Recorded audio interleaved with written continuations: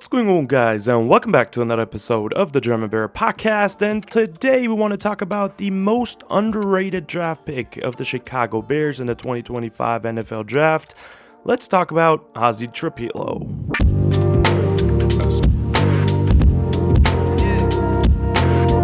And Ozzy Trapilo, in my opinion, is one of the best draft picks that the Chicago Bears made in this year's draft class, and a very overall good, strong class for the Chicago Bears with new head coach Ben Johnson and GM Ryan Poles. I think they did a phenomenal job of not necessarily reaching for players. You can talk about the Shamar Turner pick a little bit. I can discuss about that and the Ruben Hippolyte pick, but Ozzy Trapilo, in my opinion, round 2, pick number 56, tackle out of Boston College, was not a reach at all. I think, in my opinion, one of the best picks in the entire draft for any team in terms of what he brings to the team value-wise, but also as a player. So let's talk about Ozzy Trapilo today and dive into his game tape, what I saw after finally scouting him after the NFL draft more in depth. Now, before we want to do that, let's look at the Bears tackle situation first of all, which is going to be interesting for the conclusion of today's video. We got Braxton Jones at left tackle and then Darnell Wright at right tackle, which is obviously a very solid situation to work with. But what is behind that? And that's a big question mark that I had going into this year's draft class. And yes, you can talk about Karan Amagaji, but he's only worth mentioning because of the not so positive stuff that he had last year with his bad performance with the Chicago Bears. Obviously, he was a rookie. I think he's a talented player, but the way he moves and his size, I think he's also candidate to move into the interior of the line long term as well. So I don't know what's going to happen with Karan. I don't think that project is done yet. I think Ryan Poles saw something to spend a higher pick on him. I think it was a third-round pick. So let's see what happens with him, but in no way he should be the swing tackle for the Chicago Bears moving forward or even a potential starter. So that's why they brought in Ozzy Trapilo with a second-round pick in the 2025 NFL Draft. So with that being said, I think this is a move that's going to strengthen the offensive line, and here is why. Let's talk about Ozzy Trapilo and get into the draft tape study. And one big thing for me overall with Ozzy Trapilo was his pass protection.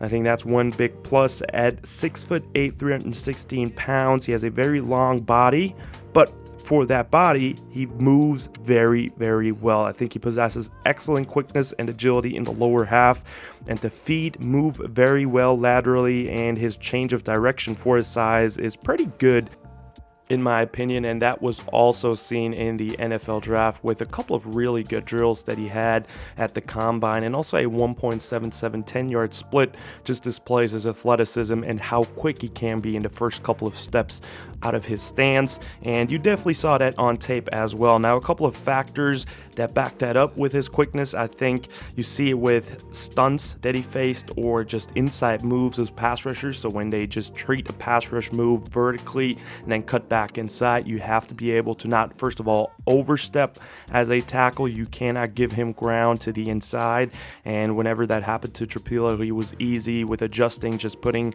his foot into the ground, either at left or right tackle, and adjust to that and move back inside and protect himself and obviously the quarterback in that case. But also with a lot of stump moves, I think he moved really well, and that's also about his vision and just his intelligence on this play as well. He always protects the B gap and the C gap next to him, so whenever there's pass protection, he will always check for stunts, and if that edge rusher is moving inside pretty quick, he does realize that there's something wrong and this is not usual, so he sticks with it, stays with his footwork, and then expects the loop around that edge rusher, and if it comes, he's going to pick that up any day of the week. So that was really good to see, and there he applied these quick feet and just moving back into the B gap. So that was really cool.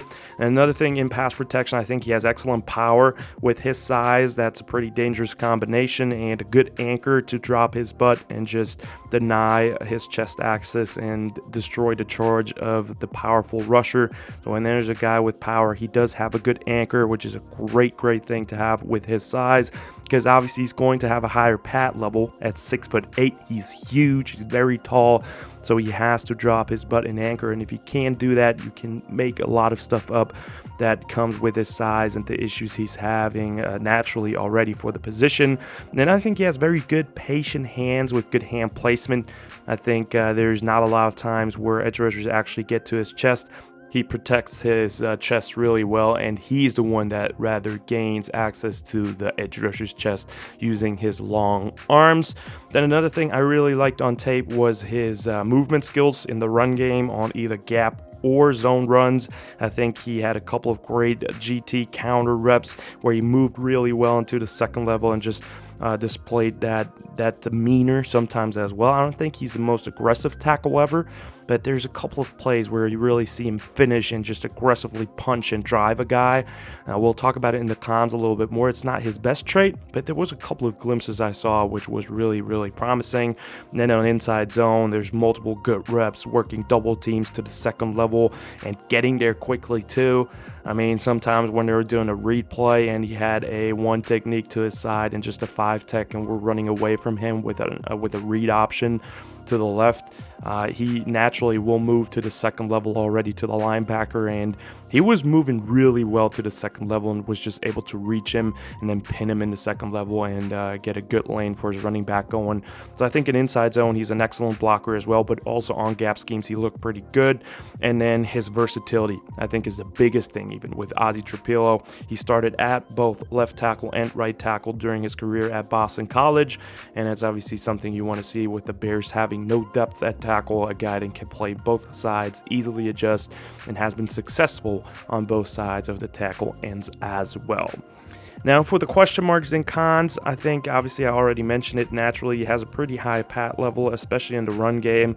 He doesn't get too much movement. Like I said, there's a couple of plays where he has some demeanor to him and really kicks some ass, and that's not always the case. So there's not too much movement in the run game. That's something he has to improve on in the league. So that's a job of the offensive line coach to get that right.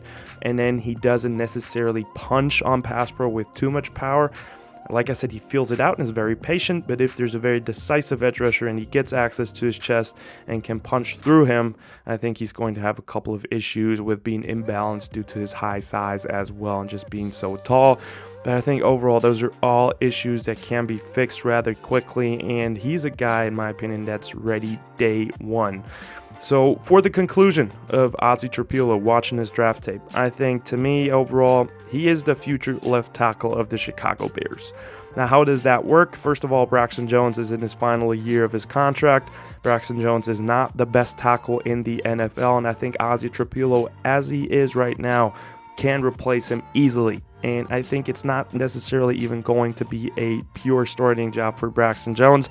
I think as Ozzy Trapilo really shows out, which I think he's going to do in training camp, he could see the field much earlier than a lot of people expect, even with Braxton Jones being healthy. So I think that's one big aspect for 2025. Either way, we're going to have a solid swing tackle, even if it's Ozzy Trapilo or Braxton Jones, doesn't matter. But Trapilo offers tremendous versatility on the left and right side early on in his career. But as I said, he's also ready to start, in my opinion, right away too. But the great thing is Braxton Jones in his contract year with Dan Moore's contract with the Titans now, former Steeler, it's getting ridiculous with the tackle market, and average tackles get over $20 million a year. And Braxton is going to probably demand about 23, 24, 25 million a year. And do you want to pay that? Are you Ryan Poles and you want to pay Braxton Jones that much money and just work that much against the cap with a tackle you think is just solid? Or you want to have a rookie contract, Ozzy Trapilo, who's just as good with a little more upside at this point and is an excellent pass protector that can actually anchor against power? Do you want rather have that, who is under his rookie deal now too, for 4 years at least, with cheaper money, and then you can extend him and work with him, and if he doesn't work out that well too, then you can replace him in the future? Or you want to spend $25 million on Braxton Jones right now? And I think the answer is pretty clear. Ozzy Trapilo is the guy for the future. That's why they made that pick in the second round. They feel comfortable with him. They get a great swing tackle with starting potential in 2025 already, but 2026 at latest, he's going to be the left tackle for the Chicago Bears moving forward, and I'm really up for it because I think Ozzy Trapilo is a tremendous player with a lot of upside and just a great guy and great tape overall. It was so much fun studying him today. So with that being said, that's the end of today's video, guys. I hope you've enjoyed it. Definitely let me know in the comments down below what you think of Ozzy Trapilo. There's going to be much more draft content over the next couple of weeks and off-season content. I haven't talked about every free agent yet, so expect some film rooms as well when I got more time too over the next couple of weeks. So like and subscribe if you liked today's video, and as always, guys, bear down.